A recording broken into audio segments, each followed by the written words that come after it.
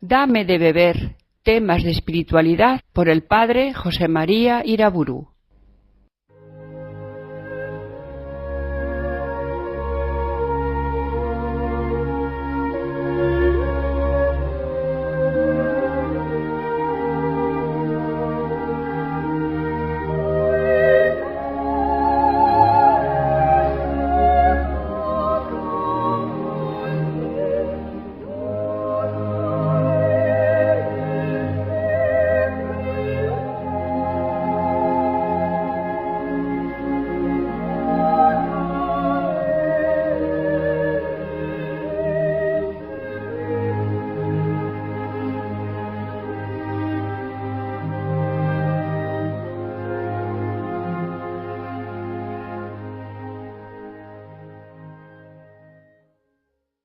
En el nombre del Padre, del Hijo y del Espíritu Santo. Cristo bendito, muriendo, destruyó nuestra muerte, y resucitando, restauró la vida. Voy a hablar en primer lugar de la resurrección de los muertos, un tema acerca del cual los filósofos y los sabios de este mundo no tienen nada que decir, porque nada saben, callan ante el enigma de la muerte. Ya me dirán ustedes cuál es la sabiduría de unos hombres que no saben si después de la muerte hay una vida eterna y que tampoco saben si el hombre es libre, es decir, capaz de unos actos responsables que van a tener una repercusión eterna de premio o de castigo. Es Jesucristo el que nos revela que somos libres, dueños de nuestros actos, aunque esa libertad esté enferma, esté debilitada como consecuencia del pecado original. Y es Cristo quien revela a los hombres que después de la muerte hay una vida eterna, habrá una resurrección universal. Insisto en que hasta Jesús, hasta llegar a la plenitud de los tiempos con él, la muerte era una puerta oscura, un abismo desconocido y temible. En el Antiguo Testamento se había anunciado ya, de alguna manera, el misterio de la resurrección, pero de forma poco clara, ya que en los mismos tiempos de Jesús, entre los judíos no había una creencia firme y general acerca de la resurrección de los hombres, es decir, de los cuerpos, en alma y cuerpo. Unos, como los fariseos, creían en la resurrección, pero otros, como los saduceos, no creían en ella. Así se nos dice en Mateo 22 y en Hechos 23. Por supuesto, para los griegos la resurrección era una idea absurda, cuando en Hechos 17 se nos narra el discurso que tuvo el apóstol Pablo en el Areópago de Atenas. Nos dice San Lucas que al llegar al tema de la resurrección se echaron a reír y le dijeron: Pablo, ya te escucharemos en otra ocasión, y de este modo lo despidieron. Algunas escuelas filosóficas llegaban a conocer la inmortalidad del alma, pero ninguna había alcanzado a pensar siquiera en la posibilidad de que los cuerpos, estos cuerpos que los vemos corruptos en el sepulcro, pudieran volver a la vida, pudieran ser animados de nuevo por su propia alma. La dificultad de la fe en la resurrección se dio incluso también entre los cristianos griegos. Así, por ejemplo, en 1 Corintios 15 vemos cómo el apóstol Pablo tiene que persuadir a los cristianos de que si nosotros no resucitamos, tampoco Cristo resucitó, y en ese caso vana es nuestra fe. Es la resurrección de Cristo, es la gloriosa resurrección de Jesucristo la que nos desvela la realidad maravillosa de nuestra futura resurrección. Él es personalmente la resurrección y la vida eterna de los muertos, como lo dice en Juan 6. Es Jesucristo el único que enseña con una total seguridad que los hombres, tanto los justos como los pecadores, todos los hombres, resucitarán en el último día. Mateo 5. En Juan 5 leemos la palabra de Cristo que asegura que los que han obrado el bien saldrán de los sepulcros para la resurrección de la vida, y los que han obrado el mal para la resurrección de condenación. Si nos fijamos en la predicación de los apóstoles, tal como nos viene referida en el Nuevo Testamento, enseguida nos damos cuenta de que ellos anunciaron la resurrección de Cristo y la futura resurrección de los hombres con especial insistencia y energía. Está claro que consideraban la futura resurrección una de las claves fundamentales del mensaje evangélico. San Pablo, por ejemplo, en Filipenses 3, nos dice que los cristianos somos ciudadanos del cielo, de donde esperamos que venga el Salvador, el Señor Jesucristo, que transformará nuestro cuerpo miserable, asemejándolo a su cuerpo glorioso, en virtud del poder que tiene para someter así todas las cosas. La Iglesia, ya desde el principio, ha afirmado siempre, como lo hace en el símbolo quicunque del siglo IV-V, que cuando venga el Señor, todos los hombres resucitarán con sus cuerpos. Fíjense en esa expresión, con sus cuerpos. Adviértase ese realismo enfático de las antiguas declaraciones de la fe de la Iglesia. En la fe de Dámaso, hacia el año 500, se dice: creemos que hemos de ser resucitados por Él en el último día, en esta carne en que ahora vivimos. Y en el Concilio Lateranense IV, del año 1215, la Iglesia confiesa que los hombres han de resucitar con el propio cuerpo que ahora tienen. Y esta fe de la Iglesia en nada se ve contrariada por el hecho de que las mismas partículas materiales que forman el cuerpo puedan con el tiempo pertenecer a cuerpos o a organismos diversos, pues ya sabemos también que el cuerpo terreno guarda su identidad, permanece siempre el mismo, a pesar del continuo recambio metabólico. En fin, ya sabemos que el credo de los apóstoles, que profesamos al menos todos los domingos en la Eucaristía, termina en esa proclamación de nuestra fe en la resurrección de los muertos al fin de los tiempos. Creo en la resurrección de la carne y creo en la vida eterna. Creemos firmemente que Cristo ha resucitado verdaderamente de entre los muertos y que vive para siempre a la derecha del Padre. Y creemos que la resurrección de Cristo es la clave de nuestra futura resurrección. Como dice San Pablo en Romanos 8, si el espíritu de aquel que resucitó a Jesús de entre los muertos habita en vosotros, aquel que resucitó a Jesús de entre los muertos dará también la vida a vuestros cuerpos mortales por su espíritu que habita en nosotros. De varios autores escuchamos ahora algunas composiciones religiosas del barroco europeo.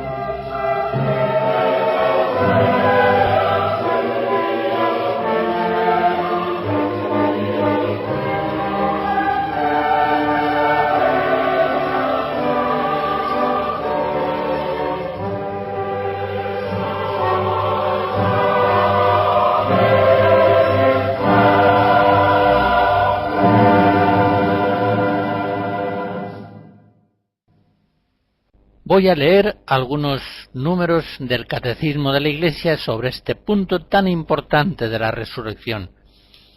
En el número 996 nos dice la Iglesia en el Catecismo que desde el principio la fe cristiana en la resurrección ha encontrado incomprensiones y oposiciones.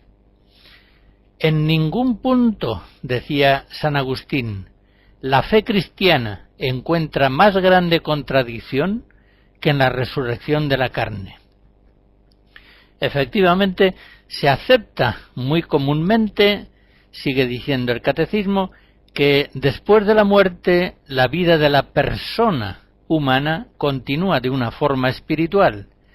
Pero, ¿cómo creer que este cuerpo tan manifiestamente mortal pueda resucitar a la vida eterna?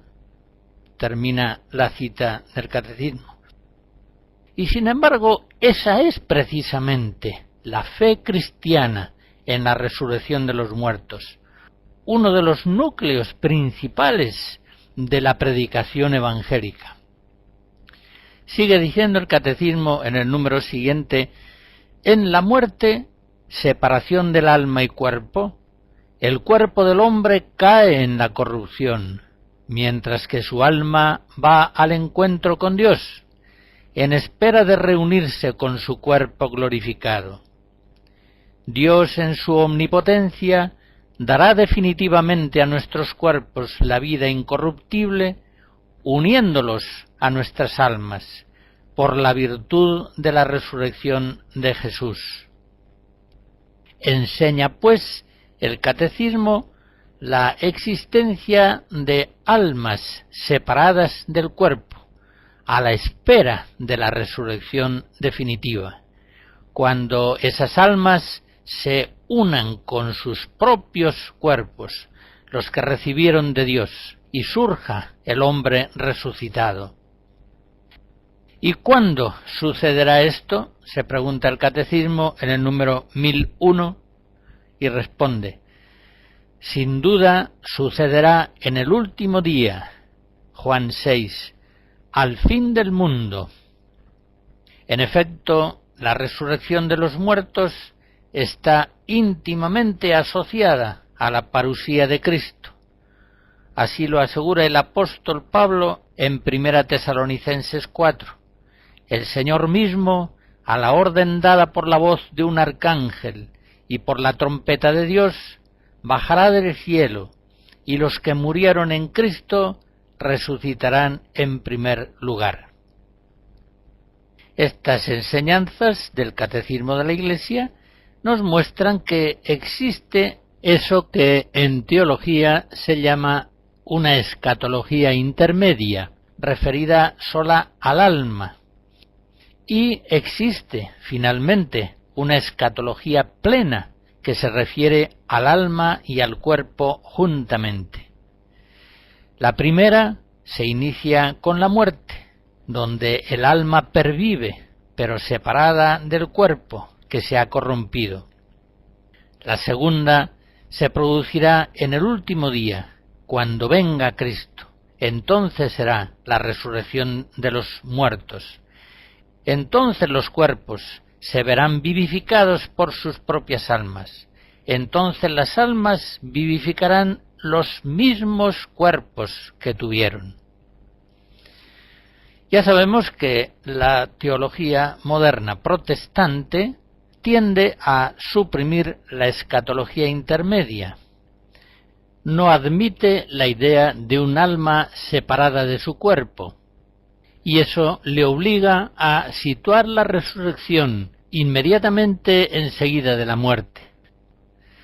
Y este grave error protestante se ha difundido no poco en ambientes católicos. ¿Cuántas veces habrán oído ustedes en funerales al que lo preside decir: nuestro hermano difunto goza ya de Dios en el cielo, ya ha resucitado? Esa afirmación es evidentemente falsa, es inconciliable con la fe de la Iglesia, que remite la resurrección de los cuerpos al último día, a la segunda venida del Cristo glorioso. La Congregación para la Doctrina de la Fe, en el año 1979, consideró necesario recordar a los fieles que la Iglesia cree en la resurrección de los muertos, en una resurrección considerada como distinta y aplazada con respecto a la condición de los hombres inmediatamente después de la muerte. Es decir, la Congregación de la Fe afirma la existencia de las almas separadas, que esperan al último día para reunirse con sus propios cuerpos y lograr así la resurrección del hombre en su plena realidad. La resurrección de los hombres en Cristo, la gloria de los justos resucitados, será algo que queda más allá de lo que la mente humana puede imaginar, concebir y expresar. Los justos, los bienaventurados, serán inmortales, como lo enseña Jesús, Lucas 20. Los que fueren hallados dignos de tener parte en aquel siglo y en la resurrección de entre los muertos, ya no pueden morir, pues son semejantes a los ángeles e hijos de Dios, siendo hijos de la resurrección.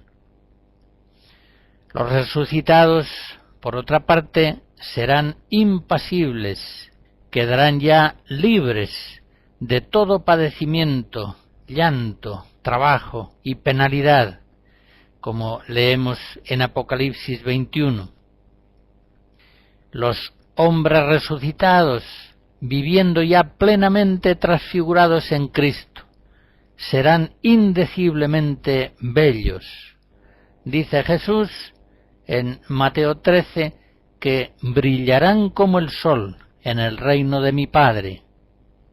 Y unos, como dice el apóstol Pablo, tendrán mayor luminosidad que otros. 1 Corintios 15. Unos serán más bellos, más perfectos que otros, según el grado que en la vida presente alcanzaron en el desarrollo de la vida de la gracia. Como una semilla se transforma en fruto, así en la resurrección de los muertos, dice San Pablo, se siembra lo corruptible y resucita lo incorruptible. 1 Corintios 15. Y en ese mismo capítulo añade el apóstol que así como en la tierra llevamos la imagen del hombre terreno, que es Adán, llevaremos también la imagen del hombre celestial, que es Cristo.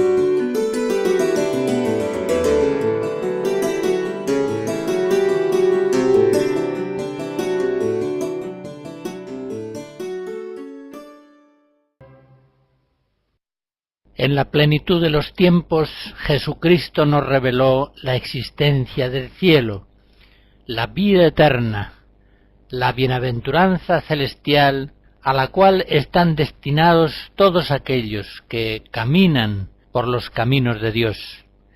El Catecismo de la Iglesia, en el número 1023, nos enseña que los que mueren en la gracia y la amistad de Dios y están perfectamente purificados, viven para siempre con Cristo.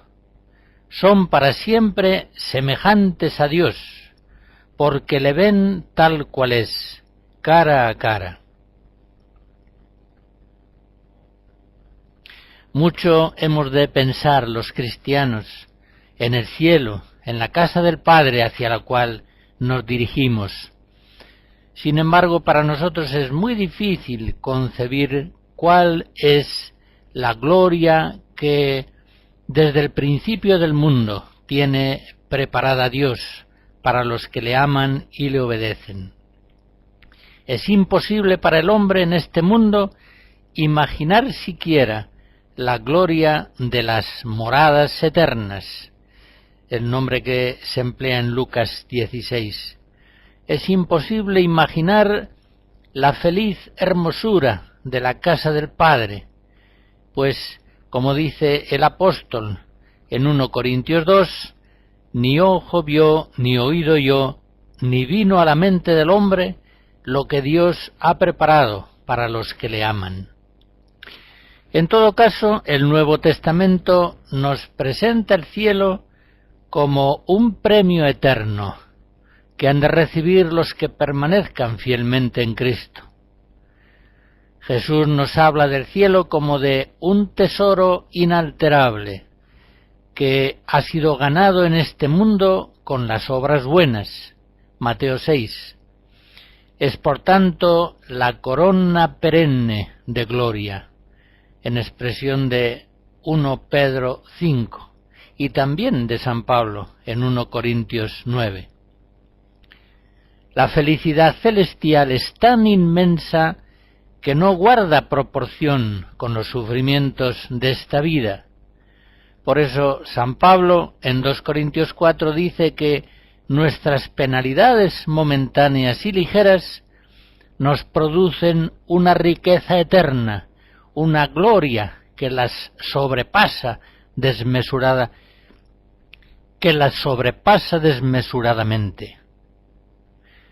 Nos ha revelado Dios el cielo sirviéndose también de algunas imágenes y parábolas. Habla Jesús a veces del cielo como de un convite de bodas, Mateo 22, donde Él, Jesucristo, se une a la humanidad como esposo y en el que se bebe el fruto de la vid, Mateo 26. Lo que la Eucaristía ahora anticipa se realizará entonces plenamente, cuando vuelva el Señor, en una cena festiva. El mismo Señor servirá entonces a sus siervos fieles, que serán plenamente dichosos. Él hará entrar en el gozo de su Señor al servidor que hizo rendir bien los talentos. Mateo 25. Será entonces cuando las vírgenes prudentes entrarán con él a las bodas y se cerrará tras ellas la puerta. Mateo 25. En el Nuevo Testamento podemos contemplar también el cielo como la ciudad santa, la nueva Jerusalén descendida de lo alto, Apocalipsis 21 y 22. El apóstol San Juan describe así el cielo como una esposa bellísima, adornada para su esposo. El cielo es una ciudad sagrada, un ámbito glorioso, lleno de la presencia divina, donde ya no hay lugar para el llanto, el trabajo, el dolor y la muerte. El cielo es esa ciudad sagrada eterna, definitiva, rodeada por una muralla que lleva los nombres de los 12 apóstoles.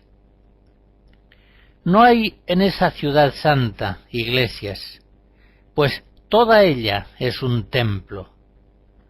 No hay en ella tampoco lámparas, pues el Cordero, Jesucristo, es su luz, y la gloria de Dios lo ilumina todo.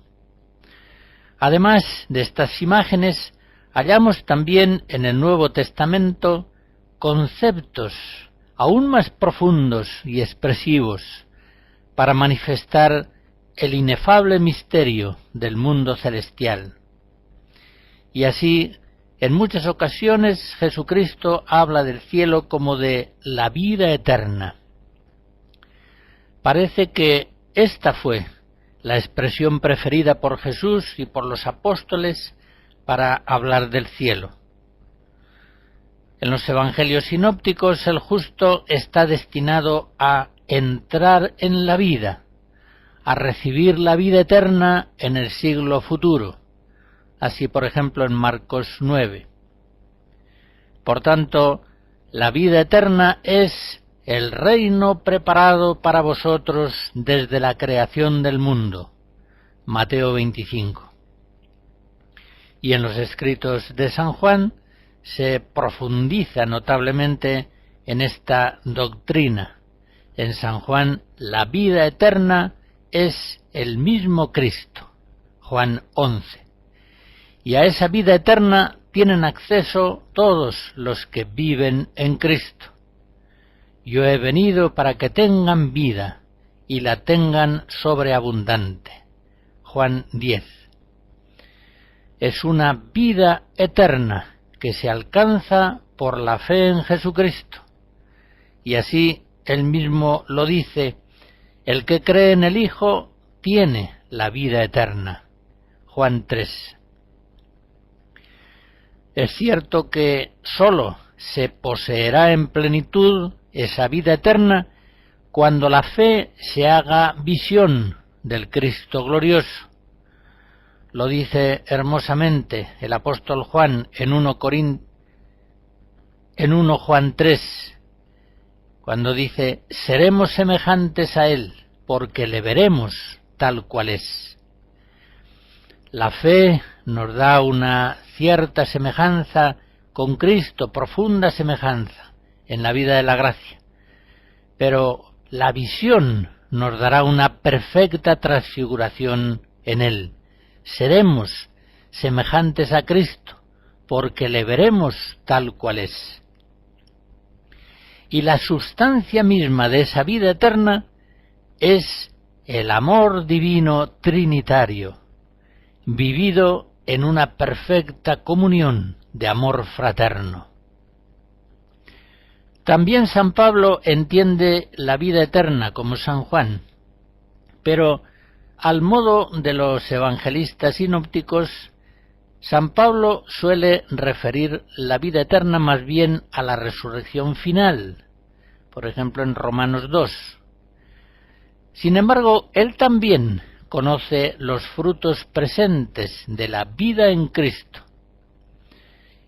Y así dice: vuestra vida está escondida con Cristo en Dios. Cuando se manifieste Cristo, vuestra vida, entonces también vosotros os manifestaréis gloriosos con Él. Colosenses 3. Mientras tanto, como dice en la carta a Tito 3, somos herederos en esperanza de la vida eterna. Efectivamente, el cielo es vida plena, vida bienaventurada, en la que ingresaremos definitivamente cuando la fe se haga visión inmediata de Dios.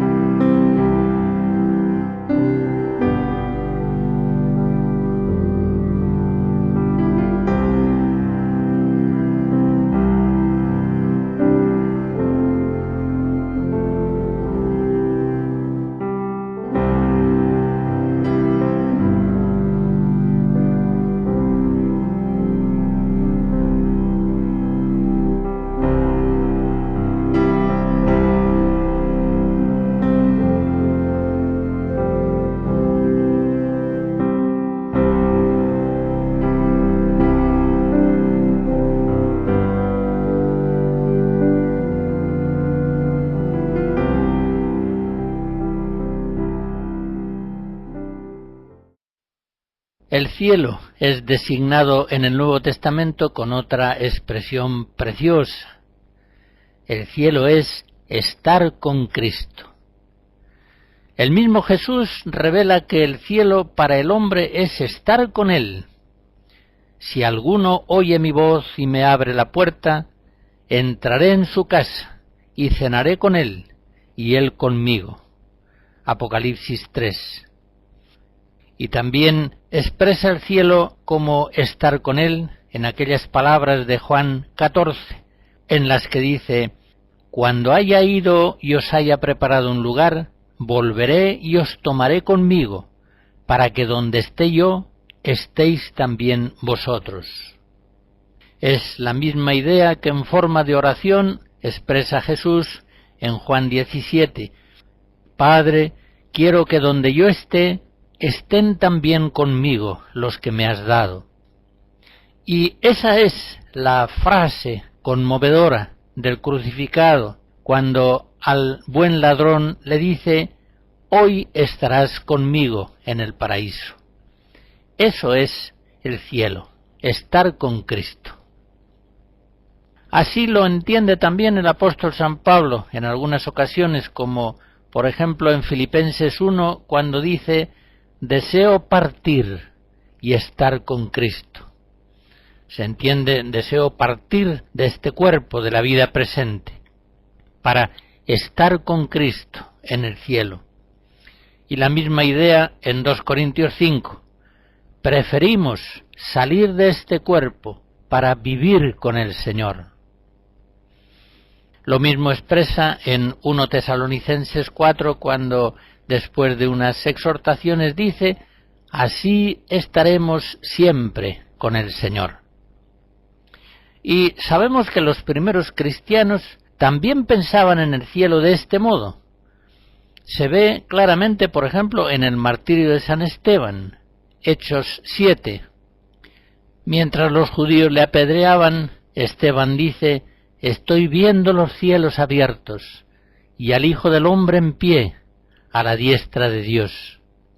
Y en el momento de morir, dice Esteban: Señor Jesús, recibe mi espíritu. Entra Esteban en el cielo, entrando ya plenamente en la unión con Cristo glorioso.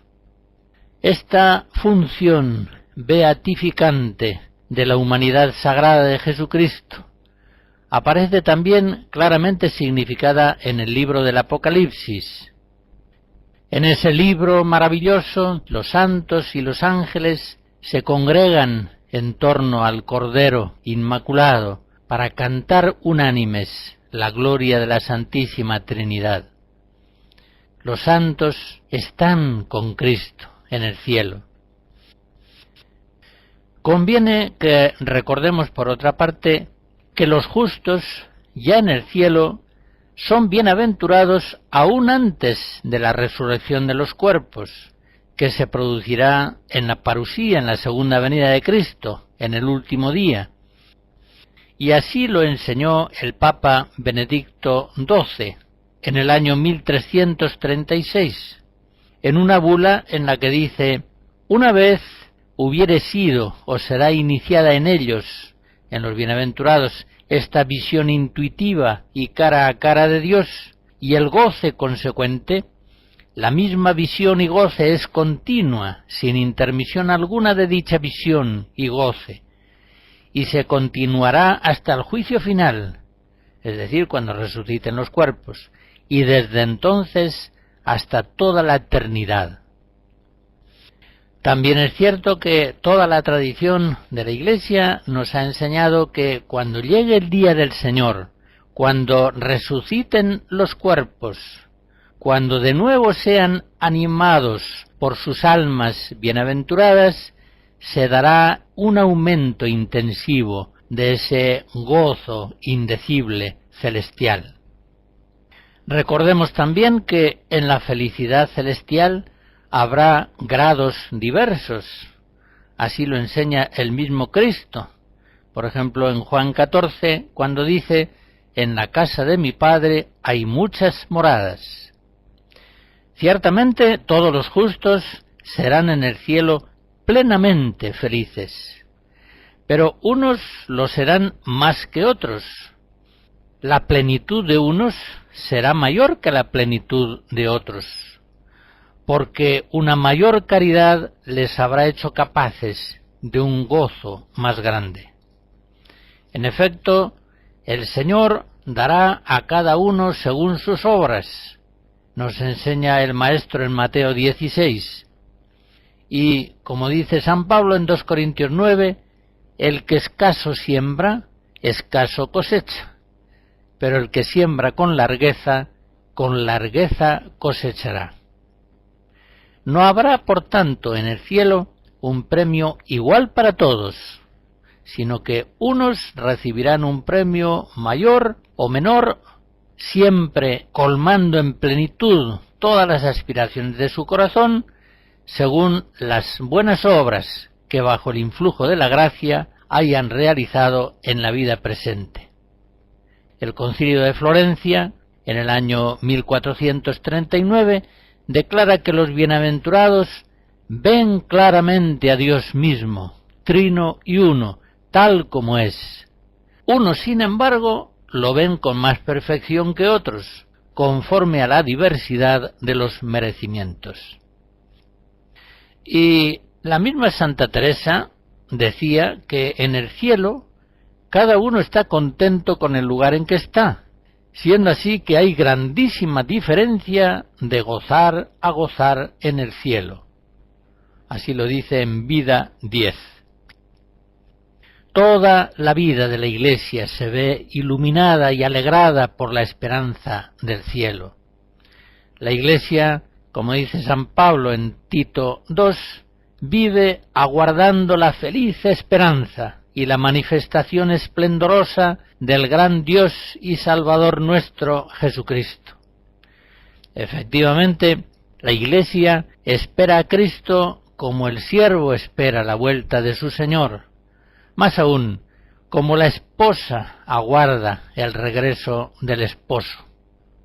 El Concilio Vaticano II, en la Lumen Gentium 49, dice que hasta que el Señor venga, revestido de majestad y acompañado de sus ángeles, y destruida la muerte, le sean sometidas todas las cosas, hasta entonces, unos de sus discípulos peregrinan en la tierra, otros, ya difuntos, se purifican, otros, finalmente, gozan de la gloria, contemplando claramente a Dios mismo, trino y uno, tal como es. Pero todos, en forma y grado diverso, todos vivimos unidos en una misma caridad con Dios y con el prójimo, y cantamos un himno idéntico de gloria a nuestro Dios. En efecto, no olvidemos tampoco aquella preciosa enseñanza del Vaticano II, en la Sacrosanctum Concilium 8, donde nos dice que en la liturgia terrena pregustamos y tomamos parte en aquella liturgia celestial que se celebra en la santa ciudad de Jerusalén, hacia la cual nos dirigimos como peregrinos y donde Cristo está sentado a la derecha de Dios como ministro del santuario y del tabernáculo verdadero. Y en ese mismo número nos enseña el concilio que mientras esperamos la gloriosa venida de nuestro Salvador Jesucristo, cantamos al Señor en la liturgia de la Iglesia el himno de gloria con todo el ejército celestial. Veneramos la memoria de los santos, esperamos así tener parte con ellos y gozar de su compañía. Aguardamos al Salvador, nuestro Señor Jesucristo, hasta que se manifieste Él, nuestra vida, y nosotros nos manifestemos también gloriosos con Él para siempre.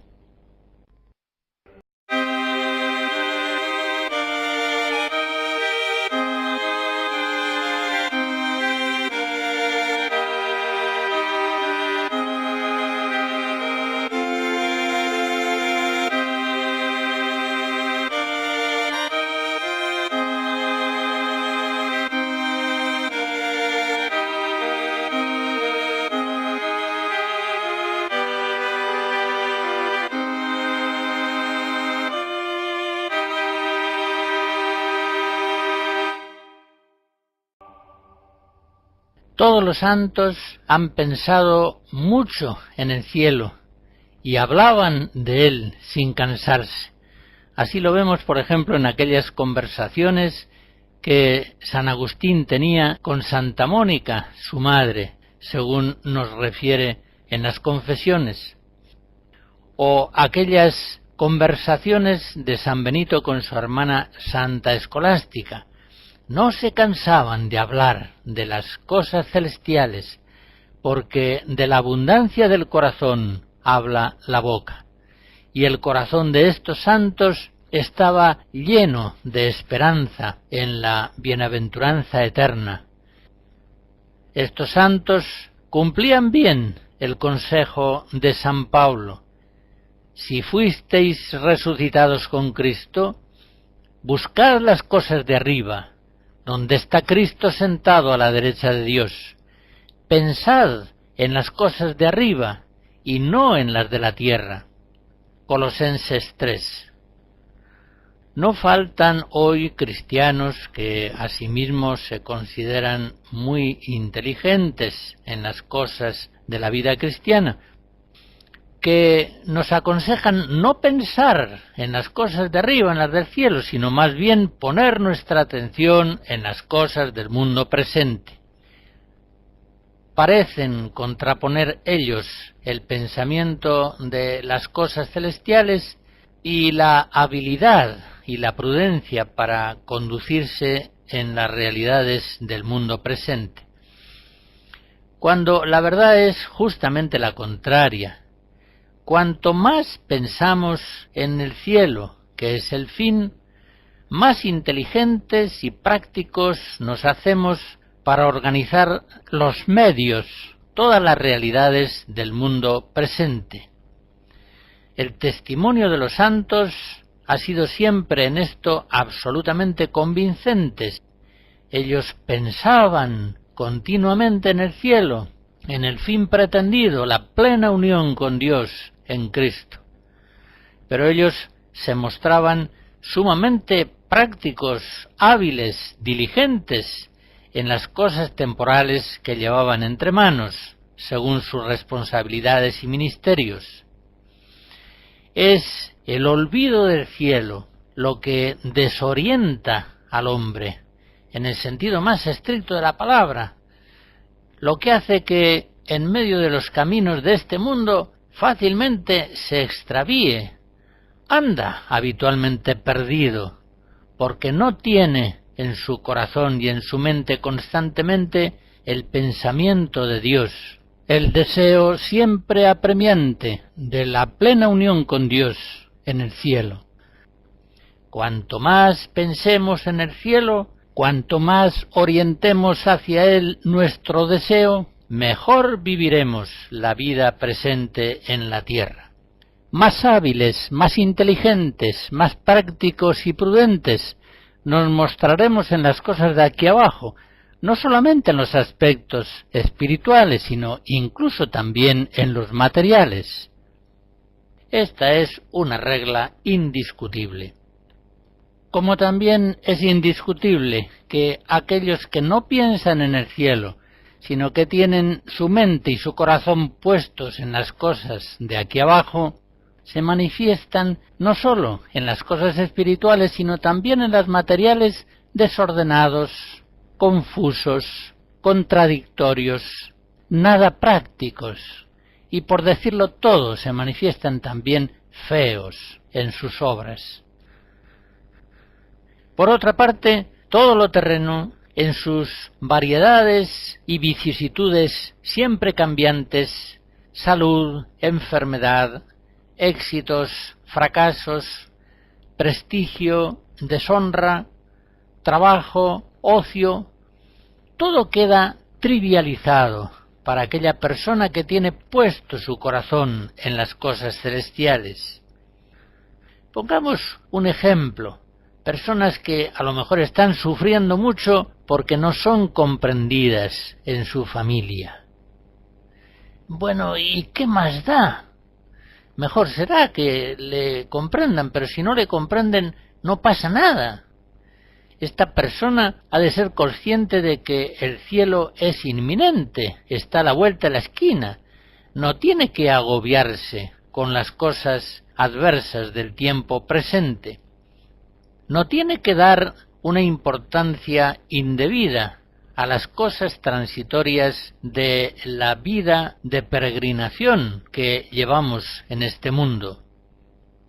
¿Qué más da salud o enfermedad?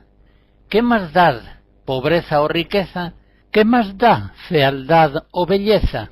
Si en la resurrección todos hemos de gozar de una salud, de una belleza y de una riqueza plenas, celestiales, sobrehumanas. ¿Qué más da que en la vida presente se produzcan a veces circunstancias de malentendidos, distanciamientos, incluso odios y rencores, cuando estamos destinados todos a una comunión indecible de amor perfecto con la Trinidad Santísima y con toda la comunión de los santos? ¿Qué más da que en la vida presente seamos en cierta medida ignorantes, cuando en el cielo lo vamos a conocer todo? En fin, las penalidades del mundo presente quedan completamente devaluadas cuando estamos sostenidos por la esperanza ciertísima de los bienes celestiales, que son para nosotros inminentes. Por eso San Pablo en la 2 Corintios capítulo 4 dice: nosotros no desmayamos, sino que mientras nuestro hombre exterior se corrompe, nuestro hombre interior se renueva de día en día.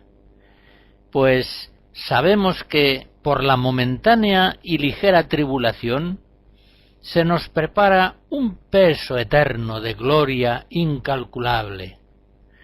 Y nosotros no ponemos nuestros ojos en las cosas visibles, sino en las invisibles, pues las cosas visibles son temporales, pero las invisibles son eternas.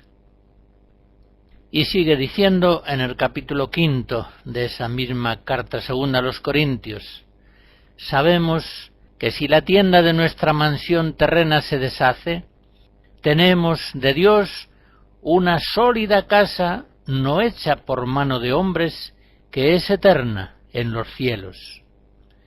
Gemimos en esta nuestra tienda, anhelando sobrevestirnos de aquella nuestra habitación celestial, pues realmente, mientras moramos en esta tienda, gemimos oprimidos, por cuanto no queremos ser desnudados, sino sobrevestidos, para que nuestra mortalidad sea finalmente absorbida por la vida. Y es Dios quien así nos ha hecho, dándonos las arras de su Espíritu. Así estamos siempre confiados, persuadidos de que mientras moramos en este cuerpo, estamos ausentes del Señor, porque caminamos en fe y no en visión. Y por eso confiamos y quisiéramos más partir del cuerpo y estar presentes al Señor. Y así, presentes o ausentes, nos esforzamos por ser gratos al Señor, puesto que todos hemos de comparecer ante el tribunal de Cristo, para que reciba cada uno según lo que hubiera hecho por el cuerpo, bueno o malo. En fin, mientras vivamos en este mundo, caminemos siempre con el corazón levantado hacia las cosas del cielo. Como decimos en el prefacio de la misa, sursum corda, levantemos los corazones, los tenemos levantados ante el Señor. La bendición de Dios Todopoderoso, Padre, Hijo y Espíritu Santo, descienda sobre ustedes y les guarde siempre. Amén.